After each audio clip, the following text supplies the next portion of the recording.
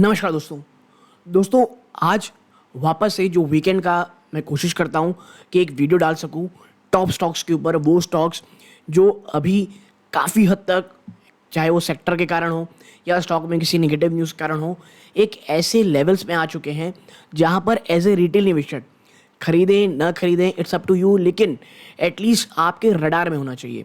और पिछले हफ्ते अगर आप देखेंगे या पिछले कुछ समय से आप देखेंगे तो चाहे एनबीएफसी कंपनीज हो, कुछ फाइनेंशियल कंपनीज हों, आरबीआई का जिस प्रकार का एक्शन रहा है और जिस प्रकार की नॉर्म्स को टाइटनिंग करने की बात चली जा रही है, इनके कारण तमाम जो एनबीएफसी स्टॉक्स हैं या फाइनेंशियल स्टॉक्स हैं वहाँ पर बड़ा दबाव है। और ऐसे में उसका एक स्टॉक मैं आपके सामने लेकर के आया हूँ। फिर ऐसे ही 4 अन्य सेक्टर से आप कह सकते हैं एक-एक करके स्टॉक की यहाँ चर्चा की गई है। तो मैं आपको एक चीज़ समझा दूँ, ये जो 5 स्टॉक्स हैं इसमें बहुत ही ज़्यादा क्विक आप कह सकते हैं चर्चा की हुई है। अगर आप चाहते हैं किसी के एक के ऊपर एक कंप्लीट एनालिसिस का मैं वीडियो लेकर के आऊँ, आप मुझे कमेंट बॉक्स में बताइएगा, मैं कंप्लीट एनालिसिस का वीडियो लेकर के आऊँगा। और देखिए, यहाँ पर जो भी मैं स्टॉक की चर्चा करूँगा, किसी में मैं निवेशित हूँ, कोई मेरी रडार पे है दोस्तों, ठीक है। सो बाइंग और सेलिंग अगर आपको करनी है, प्लीज़ अपने वित्तीय सलाहकार की सलाह ज़रूर लीजिएगा। यहाँ पर 5 स्टॉक्स की हम सिर्फ चर्चा करने वाले हैं। आपकी कोई राय हो कि नहीं भाई ये शायद स्टॉक सही नहीं है या ये स्टॉक थोड़ा ऊपर जा चुका है, मुझे कमेंट बॉक्स में बताइएगा, ताकि मुझे और जो अन्य व्यूअर हैं उनको समझ में आए कि नहीं भाई ये स्टॉक शायद अभी कुछ समय है इसे एक्यूमुलेट करने का। और अगर आप कोई ऐसी जानकारी शेयर करना चाहते हो जो बहुत ज़्यादा इंपॉर्टेंट है, कोई निवेशक अगर निवेश से पहले उसे जाननी चाहिए, तो वो भी कमेंट बॉक्स बताइएगा। वो मेरे लिए तो है ही, प्लस जो व्यूअर्स हैं उनके लिए भी एक बहुत अच्छा इन्फॉर्मेशन का सोर्स रहेगा, ठीक है। तो 5 सेक्टर से 5 अलग अलग स्टॉक आपके सामने मैं लेके आऊँगा दोस्तों। और अगर आपको लगता है इसी प्रकार के वीडियोस अच्छे रहते हैं, प्लीज़ अगर आप चैनल में पहली बार आए हैं, क्योंकि मैं इसी प्रकार के वीडियोस बनाता रहता हूँ, चैनल पहली बार आए हैं सब्सक्राइब ज़रूर कीजिएगा, वीडियो अच्छी लगती है लाइक करके औरों के साथ शेयर ज़रूर कीजिएगा दोस्तों। तो अब वीडियो के सेकंड पार्ट में चलते हैं। प्लीज़ वीडियो को मैं कहता हूँ सेकंड जो पार्ट है प्लीज़ पूरा ज़रूर देखिए, कोई बहुत बड़ा वीडियो नहीं है, मैक्सिमम 10 to 12 मिनट्स का लगेगा दोस्तों, बट मुझे लगता है एक काफ़ी ज़्यादा आप कह सकते हैं आपके लिए बेनिफिशियल हो सकता है। एटलीस्ट आपके वॉच लिस्ट के लायक तो ये 5 स्टॉक ज़रूर से ज़रूर होंगे। और ये 5 स्टॉक दोस्तों उन निवेशकों के लिए मेनली जो रिस्क कम लेना चाहते हैं और एक डिसेंट सा रिटर्न अपने पोर्टफोलियो में कमाना चाहते हैं। हाँ, उनके लिए नहीं है कि ये स्टॉक यहाँ से 2-4 गुना हो जाएगा दोस्तों, ठीक है। क्योंकि देखिए अभी बाजार ऑल टाइम हाई पे है, बहुत ज़्यादा कॉशियस हमको अभी रहना पड़ेगा दोस्तों, ठीक है। तो चलते हैं सीधा वीडियो के सेकंड पार्ट की तरफ। तो दोस्तों सीधा चलते हैं सबसे पहले स्टॉक पे, और पहला स्टॉक है दोस्तों Cholamandalam investment and finance corporation limited. और पहली बार इस चैनल में मैं इस स्टॉक की चर्चा कर रहा हूँ दोस्तों। इसके स्टॉक के ऊपर चर्चा करने की जो सबसे पहली रीज़न है, अभी निवेशक बहुत ज़्यादा डरे हुए हैं किससे, आरबीआई के एक्शन से, खास करके कौन से सेक्टर में, एनबीएफसी कंपनीज में।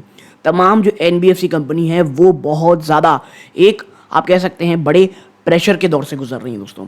और जिस प्रकार से आरबीआई एक बहुत स्ट्रिक्ट एक्शन लगातार लेती चली जा रही है, और बहुत सारी कंपनियां जैसे हमको सुना पेटीएम के साथ ये हुआ, जेएम फाइनेंशियल सी हो गई दोस्तों, और बहुत सारी एनबीएफसी कंपनियां हैं जो बहुत सारे आरबीआई के नॉर्म्स हैं उसको लेकर परेशान है। मुझे लगा चोलामंडलम इन्वेस्टमेंट फाइनेंस एक ऐसा स्टॉक है जो मैं हमेशा कहता हूँ अगर किसी सेक्टर में गिरावट आ रही है, आप अपना पोर्टफोलियो बनाने का हिस्सा हो सकता है उस समय वो स्टॉक्स जो बहुत ज़्यादा फंडामेंटली स्ट्रांग रहते हैं और आपके जो ओवरऑल आगे पोर्टफोलियो है उसको स्टेबिलिटी प्रदान करते हैं। मुझे लगता है चोलामंडलम इन्वेस्टमेंट एंड फाइनेंस उन स्टॉक्स में से एक है जहां पर एक्यूमुलेट किया जा सकता है। हाँ, एक चीज़ है, स्टॉक 6.25% ज़्यादा की तेज़ दिखा चुका है। मुझे ये स्टॉक को थोड़ा पहले चर्चा करनी थी, और देखिए 6.25% तेज़ी मतलब 1000 रुपीज़ के आसपास जो एक सपोर्ट है वहाँ से स्टॉक बाउंस किया है दोस्तों। आप देखिए इसका 52 वीक लो कितना है, और लगभग 709 रुपये है, तो काफ़ी नीचे आया था, वहाँ से चल चुका है और अपने 52 वीक हाई 1310 से भी थोड़ा नीचे है दोस्तों। यानी आप कह सकते हैं एक मिड में ये स्टॉक है। और अगर आप कह सकते हैं कि भैया मुझे ऐसे स्टॉक में खरीदारी करनी है जहाँ पे मैं एक्यूमुलेट कर सकूँ और अगर गिरावट हो तो वहाँ पे और ज़्यादा ऐड कर सकूँ, तो मुझे पर्सनली लगता है चोलामंडलम इन्वेस्टमेंट फाइनेंस एक ऐसी कंपनी है जहाँ पर रिटेल निवेशक, मैं उन निवेशकों की बात नहीं कर रहा भैया जो कह सकते हैं आप बहुत ही रिस्क लेना चाहते हैं, उनकी फैक्टर की बात नहीं हो रही अभी। अभी यहाँ पे जो पूरा वीडियो जैसे हमने पहले कहा, जहाँ पर जो आप कहते हैं रिस्क रिवॉर्ड रेशियो है वो रिवॉर्ड की तरफ ज़्यादा हो, पेशेंस इन्वेस्टर हो और लॉन्ग टर्म की सोच रहा हो, तो मुझे लगता है ये स्टॉक्स वाकई में आपके पोर्टफोलियो में ऐड ऑन हो सकते हैं। देखिए कोई बाइंग और सेलिंग रिकमेंडेशन नहीं है, बट जो मुझे लगता है मैं वो आपके सामने शेयर कर रहा हूँ दोस्तों, ठीक है। अब आते हैं अपने नेक्स्ट स्टॉक पे, और देखिए ये वो स्टॉक है ना जो पर्सनली मुझे बहुत बहुत ज़्यादा पसंद है। और अगर आप मुझसे पूछेंगे आईटी से सबसे अच्छी बात क्या है, मुझे पर्सनली आईटी से सबसे अच्छी चीज़ लगती है इनके टॉप मैनेजमेंट के संजीव पुरी साहब।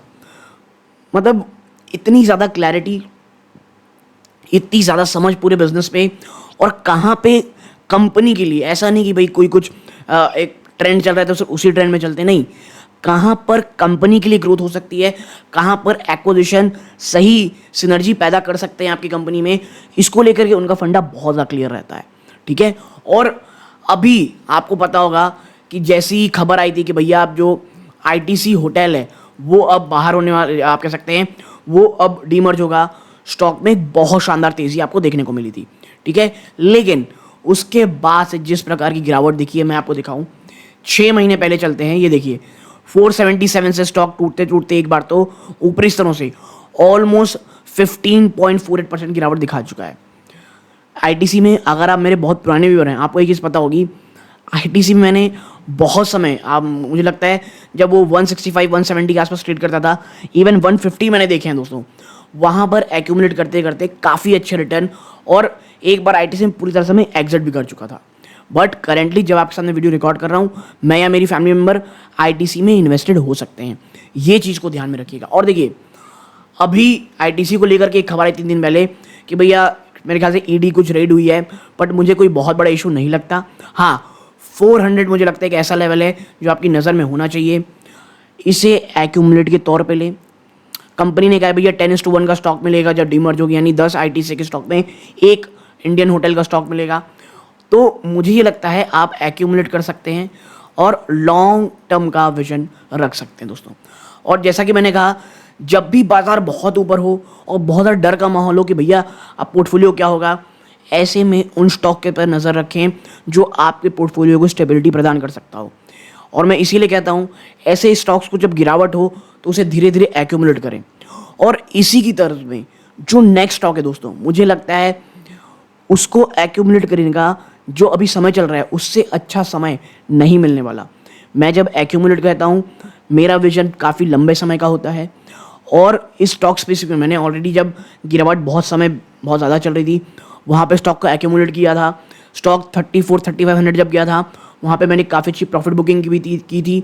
और अब जब वापस उसमें गिरावट हो रही है, क्योंकि उस पूरे सेक्टर में इतनी ज़्यादा कंपटीशन की बातें चल रही हैं, ये कहा जा रहा है कि भैया आने वाले समय में एक बहुत लंबा समय ओवरऑल सेक्टर के लिए डाउन ट्रेंड होगा, ठीक है। और उस स्टॉक का नाम है, कई लोग मेरे ख्याल समझ चुके होंगे, उस स्टॉक का नाम है भाई साहब एशियन पेंट्स लिमिटेड। जी हाँ, अब देखिए 1.5% से ज़्यादा की तेज़ी है, क्योंकि कोई एक इनकी सब्सिडरी है, उनकी एक फैसिलिटी है बहुत बड़ी, उसको अप्रूवल मिला है, तो उसके कारण तेज़ी आई है। बट जैसा मैं हमेशा कहता हूँ, भैया न्यूज़ के कारण तेज़ी हो या किसी कारण बहुत भयंकर गिरावट हो, एज ए इन्वेस्टर हमें सिर्फ एक चीज़ देखनी है, प्रॉफिट बुकिंग करना है या एक्यूमुलेट करना है। और अभी एशियन पेंट्स जहाँ चल रहा है भैया ये एक्यूमुलेशन का टाइम है। और कंपनी में आपको बता दूँ, इसने जो तेज़ी दिखाई, अगर इसका 52 वीक हाई आप देखेंगे 3568 करोड़ का है। मेरे ख्याल से मैंने 3450 से 3500 के बीच में ही प्रॉफिट बुक की थी थोड़ी बहुत, ठीक है। वहाँ से स्टॉक गिरते गिरते 1 सेकेंड हम देखते हैं पिछले 1 साल के अंदर स्टॉक वहाँ से ऑलमोस्ट एक समय 21% टूट चुका है। और याद रखिएगा ये एशियन पेंट जैसा स्टॉक है, इसके बाद की 2 कंपनी जितना मिलकर प्रॉफिट कमाती हैं, एक लौता ये अकेले उतना कमाता है। हाँ, मैं ये नहीं कहता कि आने वाले समय कोई प्रेशर नहीं होने वाला, सब बहुत अच्छा होने वाला है। ये बिल्कुल बहुत सारी चीज़ होने वाली है, जो चाहे वो JSW पेंट हो, जिसकी बात पता नहीं क्यों बहुत लोग करते नहीं हैं, बट JSW पेंट हो, आप कह सकते हैं बिरला जो ओपस लेकर के आ रही है, JK सीमेंट हो गई, और आप कह सकते हैं एस्ट्रल भी पेंट इंडस्ट्री में आ रही है। बट आप समझिए एक चीज़ को, ये एशियन पेंट जैसा स्टॉक है, और एशियन पेंट में जब भी गिरावट होती है, मैं आपसे एक ही बात कहता हूँ हर से कि भैया यहाँ से 3-4 गुने होने वाला स्टॉक नहीं है ये आपको सिर्फ एक्यूमुलेट करना है और ये आपको बहुत अच्छे रिटर्न, जब मैं अच्छे कहता हूँ आराम से 10-15% का रिटर्न देगा ही देगा अगर आप एक साल होल्ड रखेंगे। लेकिन ऐसा नहीं है भैया कि आप यहाँ खरीदेंगे फिर भैया 3,500 के ऊपर खरीदेंगे या फिर 3,100 यहाँ खरीदते रहेंगे। जी नहीं, अगर मैं कहता हूँ आप यहाँ भी एक्यूमुलेट कर रहे हैं, स्टार्ट करते हैं तो भैया हर 200-300 रुपये में धीरे धीरे स्टॉक को एक्यूमुलेट करें ताकि at the end of the day average आपकी अच्छी हो। और मैं आपको बता दूँ करेंटली जब स्टॉक 3700 के आसपास गया, अगर हम इसका 52 वीक लो देखते हैं ना, आप देखें यहाँ पे अभी जस्ट एक महीना पहले चलते हैं, कंपनी ने 50 वीक लो कितना बनाया 3764, 1 सेकेंड 1 मिनट 2794 के आसपास स्टॉक गया है, बल्कि स्टॉक थोड़ा सा नीचे और भी गया था। बट मुझे लगता है ये काफ़ी अच्छे एक्यूमुलेशन मोड में चल रहा है जिसका विजन काफ़ी लंबे समय का है, उससे इस स्टॉक में अपनी पोजीशन ज़रूर से ज़रूर बना करके रखनी चाहिए दोस्तों। लेकिन मैं फिर कहूँगा ये उनके लिए है जो लॉन्ग टर्म का सोच रहे हैं, जिन्हें अच्छे स्टॉक को एक्यूमुलेट करना है। ठीक है, अब आते हैं भाई साहब एक और स्टॉक में और ऐसे सेक्टर से जो बहुत ज़्यादा दबाव में चल रहा है, और वो सेक्टर का नाम क्या है? कई लोग कंपनी देख के समझ गए होंगे भाई साहब, एग्रोकेमिकल कंपनी।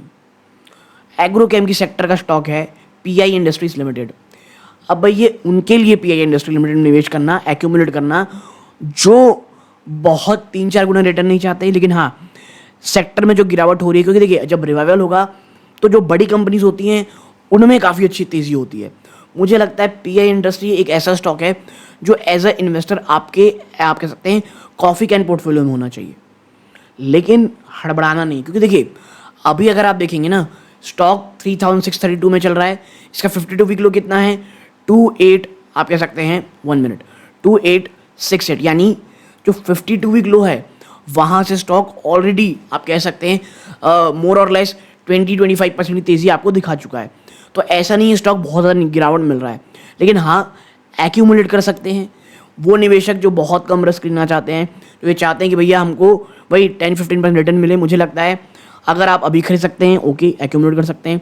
अगर 3.5 के नीचे जाता है तो वो काफ़ी अच्छे मौके होंगे फ्रेश इन्वेस्टमेंट के। ठीक है, डिस्क्लोजर में आपको बता दूँ, पीआई इंडस्ट्री में मेरी या मेरी फैमिली मेम्बर की इन्वेस्टमेंट नहीं है दोस्तों। जी हाँ, सो प्लीज़ यहाँ पे कोई भी नहीं आप एक्यूमुलेट कर रहे हैं या कोई नई पोजीशन बनाने की सोच रहे हैं, वित्तीय सलाहकार सलाह ज़रूर लीजिएगा दोस्तों। अब आते हैं एक और ऐसे स्टॉक पे जिसमें मुझे लगता है मैंने कभी चर्चा नहीं की, अगर की होगी तो मुझे शायद उतना याद नहीं है, बट एक बार ही शायद अगर किया हूँगा, बट जिस सेक्टर से आ रहा है वो अभी थोड़े चैलेंज आपको दिखा रहा है। इसी सेक्टर के एक स्टॉक के ऊपर थोड़े दिन पहले मैंने एक वीडियो बनाया था कंप्लीट एनालिसिस का, जिसका नाम है टीवीएस सप्लाई। भैया आप जा करके उसको ज़रूर देखिएगा। अगर आप टीवीएस सप्लाई में निवेशित हैं या निवेश की सोच रहे हैं, आपको समझ में आएगा कि वो क्या चीज़ है जो शायद आने वाले समय में और थोड़ी सी प्रॉब्लम पैदा कर सकती है।